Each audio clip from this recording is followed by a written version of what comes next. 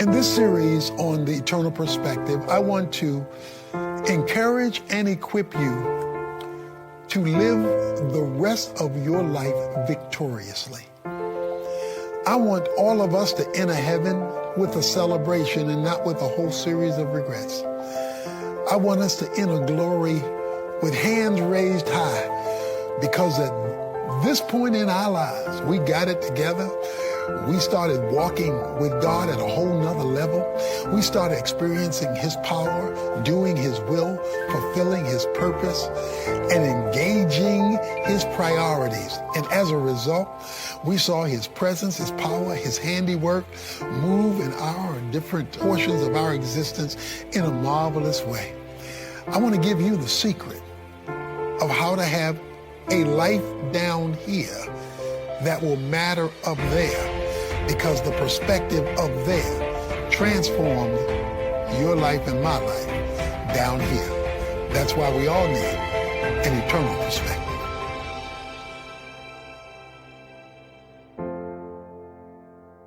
The question on the floor in our series, which is called The Eternal Perspective, is how do you put life together so that it works? So when it comes to living life, God chose a person who would be the best qualified to teach us about it. Not only did He choose the best person, He chose the person who I am going to talk about today to write a whole book in the Bible about your life and mine, coming from His life, and His life is the illustration. So there's one whole book in the Bible written about your life and how to live it and how not to live it. 12 full chapters written about that one subject. The man's name is Solomon. The book God gave him to write was Ecclesiastes.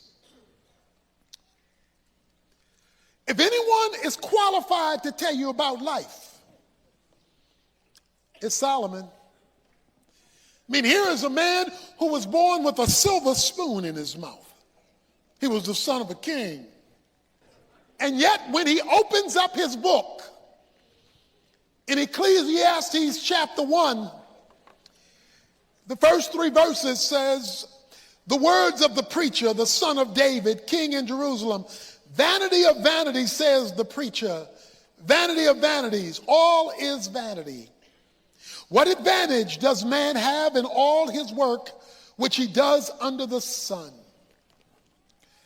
Solomon opens up his book and he tells you when he opens the book, I don't have anything to talk about. The word vanity means emptiness, worthlessness, that which is without purpose. He opens up his book talking about his emptiness. If any man shouldn't have been empty, should have been Solomon. He had everything you and I dream for, long for, and go after. And yet his first words is vanity of vanities, saith the preacher. All of life is vanity. Emptiness, purposelessness. And that's why we spend so much time trying to find something to turn us on, to light our fire, to give us a sense of worth, significance, and well-being. But wouldn't you know it? Soon as you look like you found it, you lose it. It's like when you score a touchdown in life, something crosses the goal line and you feel like, yeah. Looks like soon as that happens, somebody blows a whistle and calls the playback. So purposelessness is what Solomon wants to talk to you and me about. You know, people spend so much time trying to fake it to make it in order to at least give the impression I know who I am and what I'm doing. Life becomes meaningless and without purpose when it gets disconnected from God and eternity. The whole 12 chapters of the book of Ecclesiastes is about life under the sun. Under the sun means on earth, in time and space, where men live, work, play, raise families. That's life under the sun, where humanity operates. He says, when your life under the sun gets disconnected from life above the sun, when your life, my life, our lives, gets disconnected from God and an eternal perspective, you can expect to be able to say, as he says, vanity of vanity, saith the preacher. All is vanity. He takes us on a tour of his life. He gives us a sampling of how he tried to fill the hole that he was feeling deep down in his soul. A hole so big you could drive a Mack truck through it. And yet he wanted to get it filled. And so in chapter 2 he says, I said to myself, come now, I will test you with pleasure. He said, I'm a party. He said, I said to myself, let me test you, life. Let me find out what life is all about with a party. I mean, everybody likes a party. Everybody likes a jam. Everybody likes to be able to have a good time. He says, let me just have a good time. And so if I can have a good time, then I can feel alive. What did you do to have a good time? Because he says in verse 1, so go ahead and enjoy yourself. He says in verse 3, I explored with my mind how to stimulate my body. I wanted my body to feel something. I wanted to feel something. And so he says, I drank wine till I couldn't handle it anymore. I tested pleasure that would turn my body on so that I would feel this sense of life and purpose. He says, I sought pleasure. Notice his words. He says in verse 4, I enlarged works and I built houses for myself. I planted vineyards for myself. Verse 5, I made gardens and parks for myself. Verse 6, I made ponds of water for myself. Verse 8, I collected for myself silver and gold and treasures of kings and provinces. I provided for myself male and female singers and the pleasures of men and many concubines. I was a player. He said, and I did all this for myself because I wanted to feel it. And so I spared no expense. How did the pleasure work out for you, Solomon? How did the party work? How did the good times roll? He said, verse 11, I considered my activities which my hands had done and the labor which I had exerted, and behold, all was vanity and striving after the wind, and there was no profit underneath the sun. He said, after the party, emptiness set in again.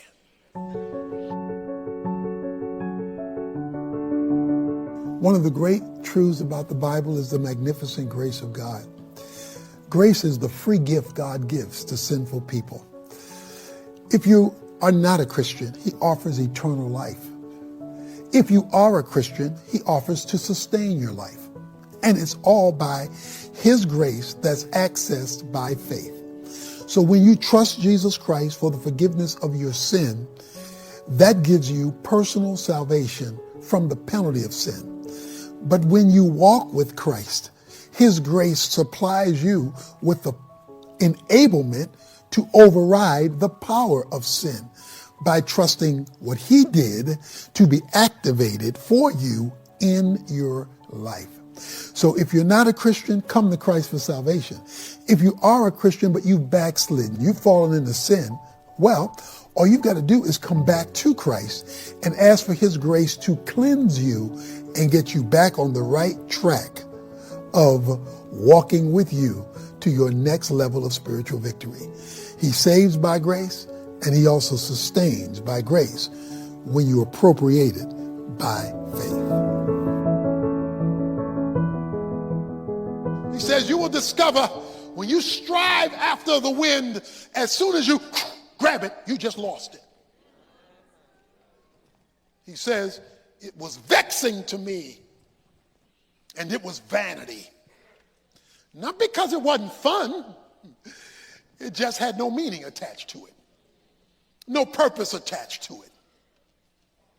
He's talking about emptiness of life underneath the sun, that is, disconnected from God. So he tried something else. He said, I know what I'll do. I'll get me an edumacation.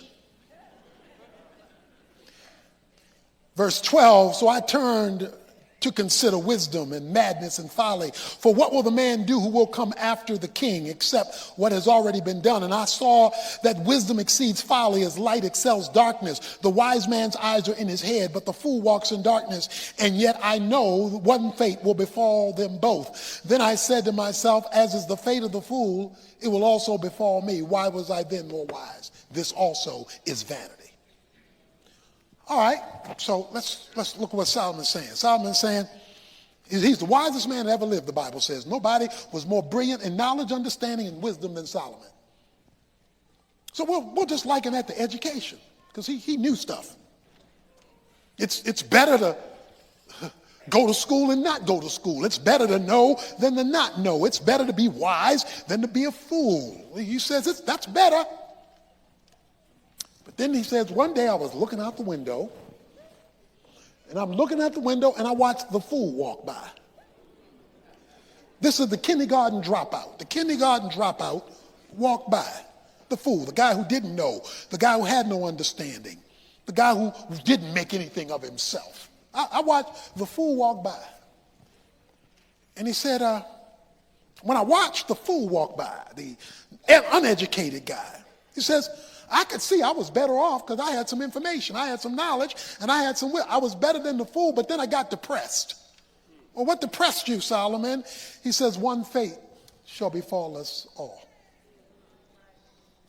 My education won't keep me from the grave.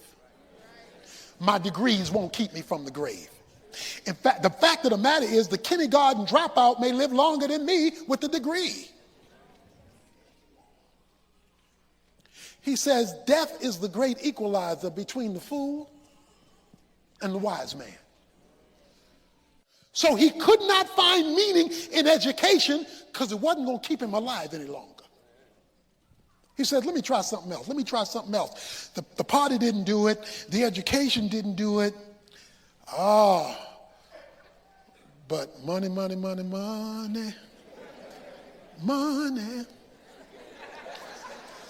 He says, but verse 18, then I hated all the fruit of my labor, for which I had labored under the sun, for I must leave it to the man who will come after me.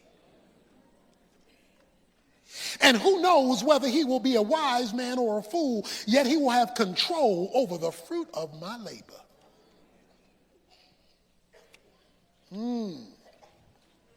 The fruit of my labor, that's your money and stuff money can buy. Okay? That's the stuff you can accumulate with money. Fruit of your labor, the productivity of your life. He said, I looked at all I accomplished. He's a mega billionaire. He says, and I'm going to leave it to the one who should come after me. And who knows whether the one who comes after me is going to value it like I valued it. That leads us to probably the most famous chapter in the book of Ecclesiastes, chapter 3. There's a time for this, and there's a time for that, and there's a time for this, and there's a time for that. Time to live, a time to die, a time to plant, a time to pluck, a time to laugh, a time to cry. He goes through this in the first half of chapter 3. There's a time, a time, a time, a time, a time, a time. What is he saying? He's saying, I got bad news for you. You live, I live, we live in a closed universe. Because soon as you find out there's something to laugh about, something else is going to happen to make you cry. Soon as you find some peace, something else is going to break up to turn it into war. You are locked in to a closed universe, and there is no escape. That's why people are looking for ways to escape, because they're trying to break out of this closed universe, because they feel stuck and stymied in things they cannot control that makes life hold them hostage in a way that they do not want to be jailed. God, why are you doing this? Why are you doing this? Verse 9 of chapter 3, what profit is there to the worker from that which he toils? I have seen the task which God has given the sons of men with which to occupy themselves. God, why do you have me trapped in this thing called life when all I've got to look forward to is death? Oh, he helps us in verse 11. He has made everything appropriate in its time. He has also set eternity in their heart. Yet so that men will not find out the work which God has done from the beginning even to the end. I know that there is nothing better for them to rejoice and do good in one's lifetime. Moreover, that every man who eats and drinks sees good in all of his labor. It is the gift of God. I know that everything God does will remain forever, that there is nothing to add to it, and there is nothing to take from it, for God has so worked that men should fear him.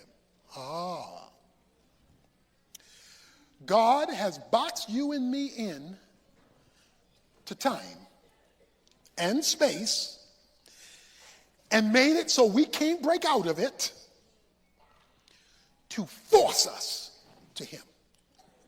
He has set eternity in your heart. Now, you may not know it, but that longing for fulfillment, God said, is a longing for him. That longing for purpose is a longing for him. So he has set within time and space an empty spot that we try to fill with cheap substitutes in order to find meaning that can only be discovered in him, and he did it on purpose. He set eternity in your heart so that deep down where you live with you, unless you cover it over with fake stuff, there is this hole that only he can fill. So he wants life underneath the sun to get connected with life above the sun. He wants your human life to be connected with God and eternity. And to the degree that you connect eternity to time is to the degree you change vanity into victory. But as long as you disconnect it, you're trapped in something you cannot change. You are not living in the land of the living on your way to the land of the dying. You are living in the land of the dying on your way to the land of the living. So if you think this is it, you're going to live like this is it. If you know this is not it, then you will live as though it's not it, and you will find life in that approach. God doesn't mind you having fun as long as it doesn't exclude him. He doesn't mind you. He says to enjoy life. It is a gift of God. Don't misread that. He says life is a gift of God. Let me tell you what it doesn't say. Life is God. Life is a gift from God. It's never to become God. So the moment you make life a God instead of a gift from God, you make your life an idol that competes with God. So many people live their lives as though your life is God, and God will never respect idolatry, even if the idol is yourself.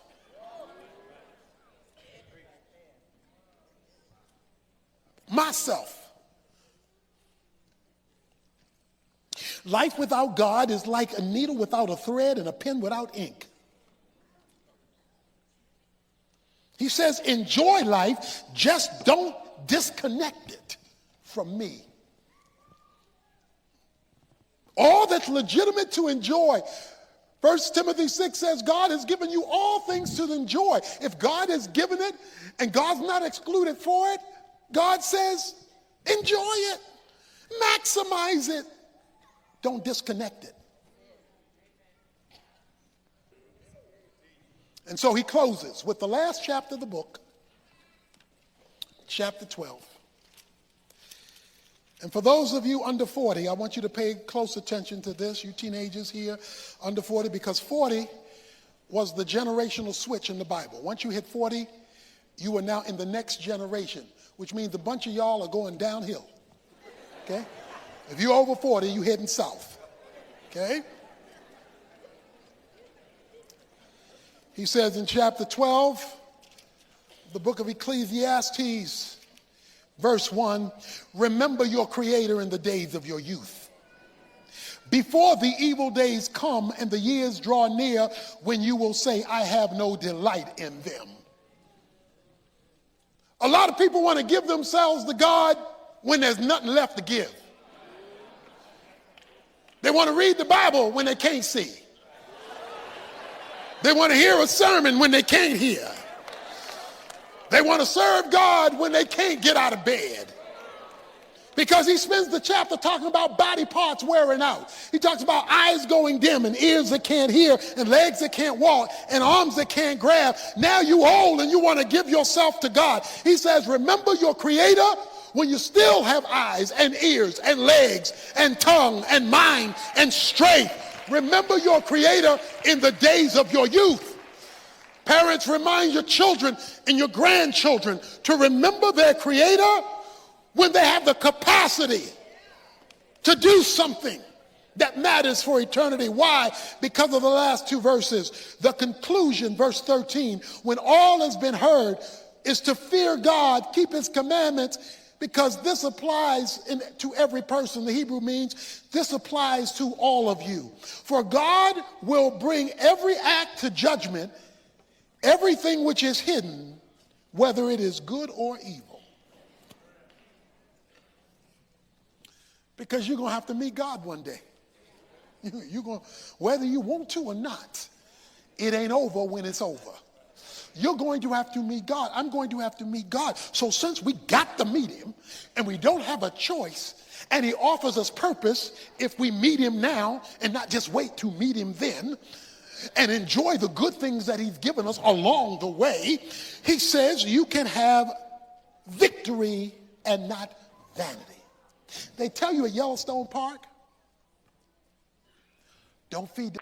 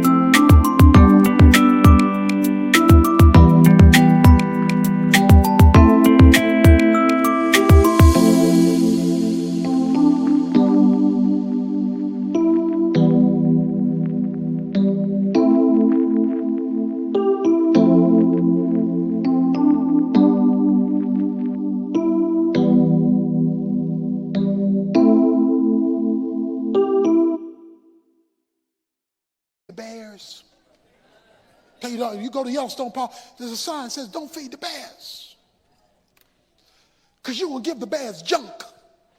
They're going to lose their ability to eat from the natural habitat that they are living in every day because they keep looking for the junk, the sweets. They keep looking for the cotton candy. They keep looking for the peanuts. They keep looking for the touristy stuff. So when the tourists are gone, they don't know how to live in their natural habitat. So don't feed the bears. Look, don't let the world out there feed you and trick you so that you no longer can live as God wants you to live. You can't get rid of the tourists. They're all going to show up. But you can decide what you're going to eat and what you're not going to eat. Reggie Jackson had a nickname, a famous baseball player. His nickname was Mr. October. Everybody knew him as Mr. October because in October, the boy would show off. I remember sitting there at a World Series and watched him hit 4 home runs in one game. I was watching 4 home runs in one game. Mr. October showed out. A news reporter came to him after the game and said, why, Reggie Jackson, are you so good in October? Reggie Jackson said, simple. Because I begin in the preseason in February to play with October in mind. So even though I'm in February, my mind is on October.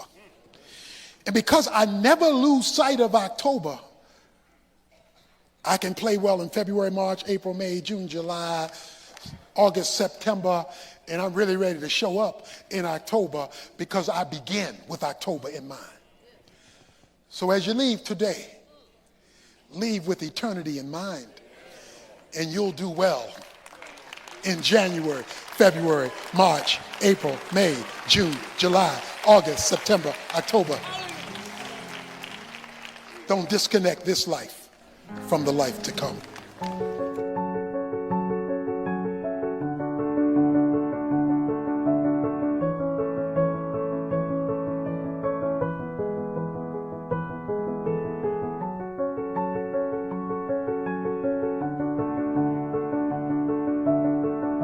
One of the things so many people are living for today, maybe I say looking for today, is purpose.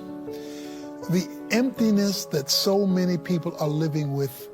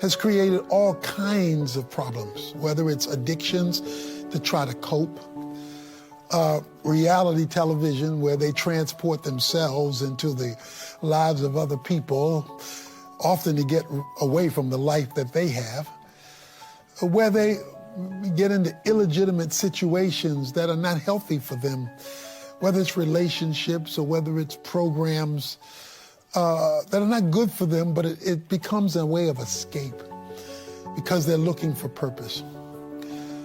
Well, it's pretty clear that God has set up life to not be able to have authentic purpose without Him. He's created this vacuum in our soul, this space that only He can fill.